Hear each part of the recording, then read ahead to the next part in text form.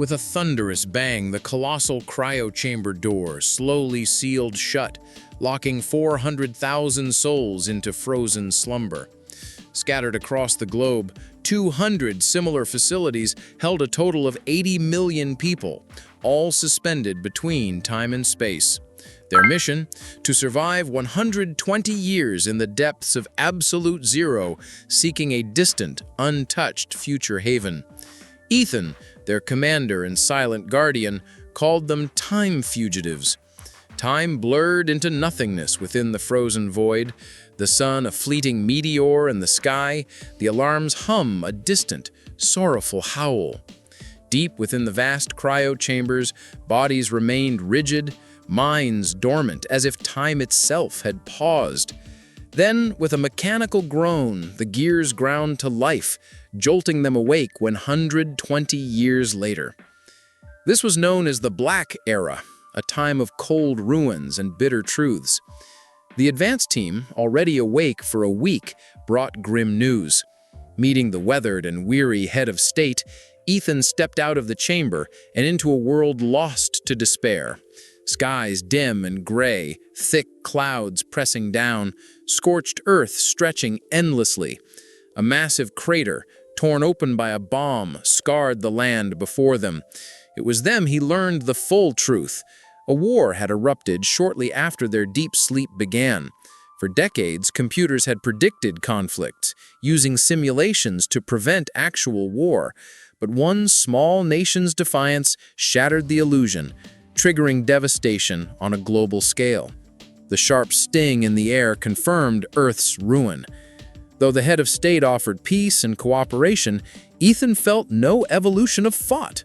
The minds of this era hadn't changed, and so he decided they would move forward. Before the next leap, a 123-year-old elder, the last living remnant of their original time, arrived. With trembling, wrinkled hands, he offered Ethan a bottle of wine, one left behind by his immigrant parents, to be opened upon their return. Realizing they would not be unfrozen in this lifetime, the elder wept quietly as he handed it over. His words were slow, soaked in sorrow. Beyond the Yang Pass, no old friends remain. From now on, you will truly be strangers.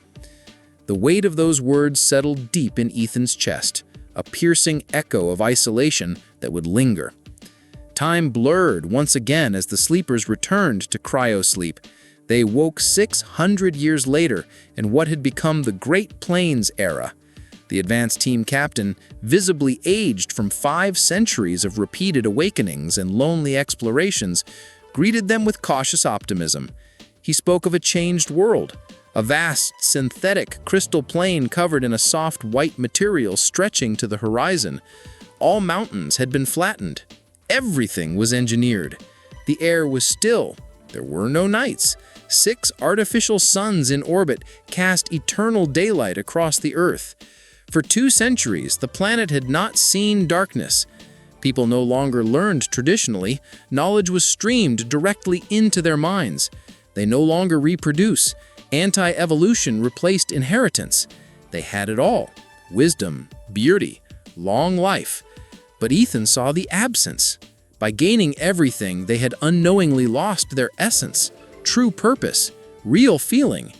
This was not a utopia. They took the superprocessor and the mind input machine and prepared to continue the journey. 1,000 years slipped by, ushering in the immaterial era. Despite the team's preparation, Ethan found himself shaken by the surreal emptiness. The once pristine crystal plains had dulled to gray, and the sky above was colorless, faded.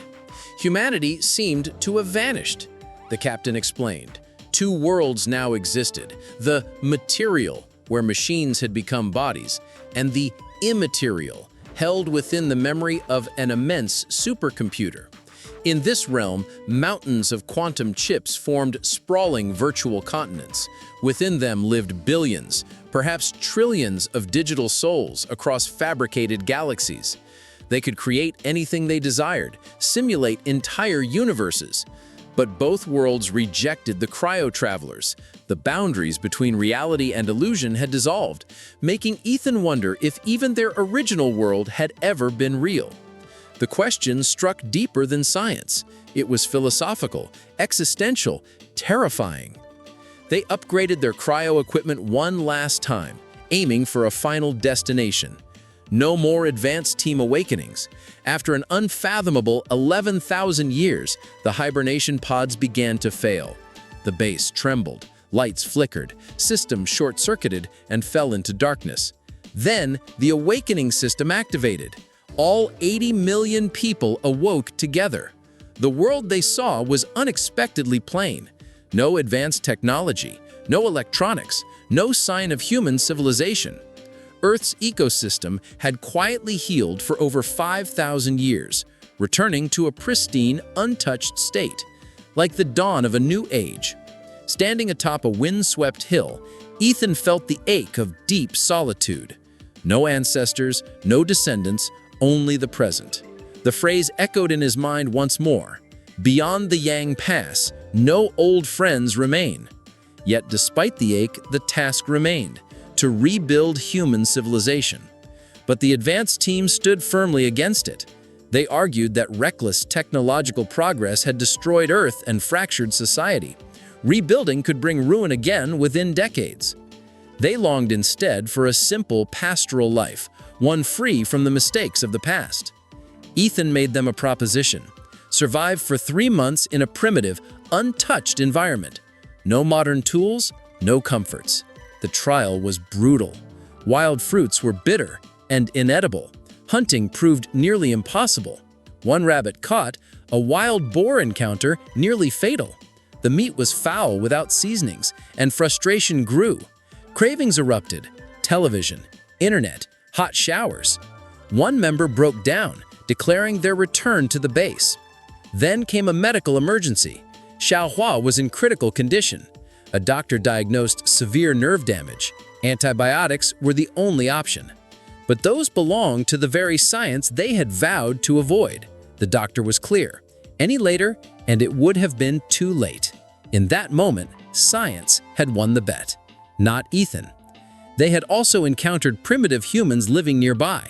Ethan believed they could help them, even if it took generations.